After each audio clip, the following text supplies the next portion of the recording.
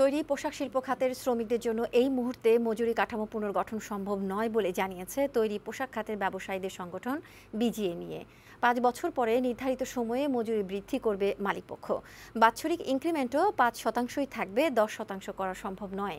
সোমবার তৈরি পোশাক শিল্পের বর্তমান পরিস্থিতি বিষয়ে শ্রমিকদের ১৮টি দাবির প্রেক্ষিতে জরুরি সভা শেষে এই সিদ্ধান্তের কথা জানান বিজিএমইএ নেতারা। এ খাতে বর্তমানে সার্বিক পরিস্থিতির কাঙ্ক্ষিত উন্নতি হয়নি বলেও জানিয়েছেন তারা। বিজিএমইএ নেতারা বলেন, শ্রমিকরা নয় বরং ট্রেড ইউনিয়ন নিজেদের স্বার্থে ও সরকারকে বেকায়দায় ফেলতে শ্রমিকদের ব্যবহার করে গার্মেন্টস খাতকে অস্থিতিশীল করার চেষ্টা করছে। এমন পরিস্থিতি দীর্ঘদিন ধরে চললে পোশাক শিল্প খাত ধ্বংস হয়ে যেতে পারে বলেও আশঙ্কা করছে সংগঠনটি। একটা বড় আকারের মিটিং করে তারপরে সিদ্ধান্তে পৌঁছতে হবে। আজকে যে অবস্থায় এসেছে এই অবস্থাতে আমরা এই দুইটা দাবির ব্যাপারে আর কোনো কম্প্রোমাইজ করার মতো অবস্থা আমাদের এখন নাই।